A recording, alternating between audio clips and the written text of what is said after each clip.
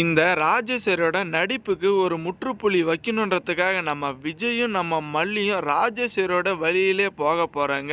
ஏன்னா இந்த ராஜேஸ்வரி இந்த சுடர் கூட சேர்ந்துக்கிட்டு இல்லாத பொல்லாத்தெல்லாம் சொல்லி நம்ம விஜயோட மனசை காயப்படுத்தணும். விஜய்க்கு வர வேண்டிய இந்த ஒரு லோனை வந்துட்டு தடுத்து நிப்பாட்டணுன்றதுக்காக ரொம்பவே பாடுபட்டுட்டு இருக்காங்க. ஆனால் இந்த ஒரு உண்மை தெரிஞ்ச நம்ம மல்லி சும்மா விட போகிறாளா? இந்த ராஜேஸ்வரி யார், இந்த சுடர் யார் அப்படின்ற உண்மைக்கே வந்துட்டு ஒரு பாடத்தை புகட்டுறதுக்காக சரியான ஒரு ரூபத்தை தாங்க எடுத்திருக்காங்க.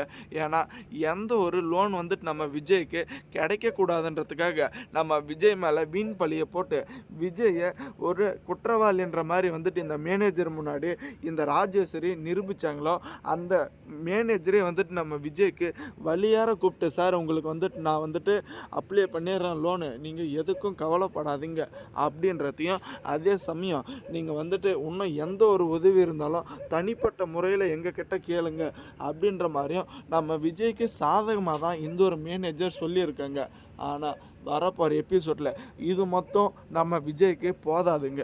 ஏன்னா நம்ம விஜயை பொறுத்த வரைக்கும் நம்ம வெண்பா இப்போ நம்ம மல்லி கூட இல்லை அப்படின்ற ஒரு கவலை இருக்குது. ஆனால் நம்ம மல்லி வந்துட்டு என்ன நினச்சிட்டு இருக்காங்கன்னா, இல்லை வெண்பா வந்துட்டு அங்கே இருக்கிறது நமக்கு கொஞ்சம் சாதகமாக தான் அமையுது. ஏன்னா இந்த சுடரை வந்துட்டு ரேணுகாவா இல்லையான்னு நம்ம கண்டுபிடிச்சி சொல்கிறதுக்கு நம்ம ஒருத்தரால் மட்டும் கண்டிப்பாக போராட முடியாது. அதுக்காக அங்கே என்ன நடக்குதுன்னு நம்ம வெண்பா குட்டி பார்த்து சொல்லட்டும். அதுக்கப்புறம் வரப்போகிற நடவடிக்கைகளை நமக்கு சாதகமாக பயன்படுத்திக்கலான்னு நம்ம மல்லி முடிவு பண்ணியிருக்கங்க.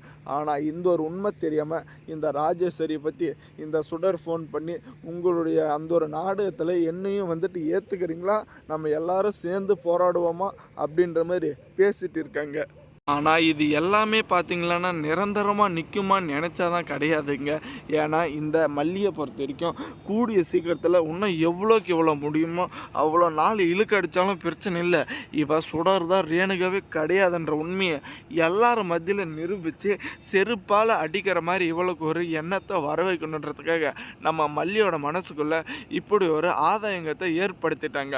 ஆனால் இருந்துமே நம்ம விஜய் வந்துட்டு எதுக்காக இப்போ ஸ்வீட் கொடுத்துட்டு இருக்காங்க, அந்த ஒரு ஸ்வீட்டை எதுக்கு இந்த ராஜேஸ்வரி தட்டி விட்டா அப்படின்றத தாங்க எபிசோடில் பார்க்க போகிறோம். ஏன்னா நம்ம விஜய்க்கு வந்துட்டு என்ன தான் நீ நினச்சிட்டு இருந்தாலும், என்ன தான் நான் முன்னேறக்கூடாதுன்னு நீ வந்துட்டு ஆசைப்பட்டாலும், இந்த கடவுள் இருக்கிறங்காட்டியும் கண்டிப்பாக என்னை வந்துட்டு யாராலையும் தோக்கடிக்க முடியாது. நீ எந்த ஒரு லோன் எனக்கு கிடைக்கக்கூடாதுன்னு எதிர்பார்த்தியோ அந்த ஒரு லோன் எனக்கு கிடைச்சது மட்டும் இல்லாமல் நான் போட்ட மாதிரி இந்த ஒரு மல்லி மேலே அந்த ஒரு ப்ராஜெக்டை ஓப்பன் பண்ணி நான் நினச்சது எல்லாமே கைக்கூடி வர்றதுக்கு தருணம் ஆயிடுச்சுன்னு நம்ம விஜய் சரியான சவால் விட்டுருக்காங்க. கூடிய சீக்கிரத்தில் நம்ம விஜய் நினச்சதும் மல்லி நினச்சதும் நடக்கணும்னு எதிர்பார்க்குறவங்க மறக்காமல் உங்கள் கருத்துக்களை கமெண்ட் செக்ஷனில் கமெண்ட் பண்ணுங்கள்.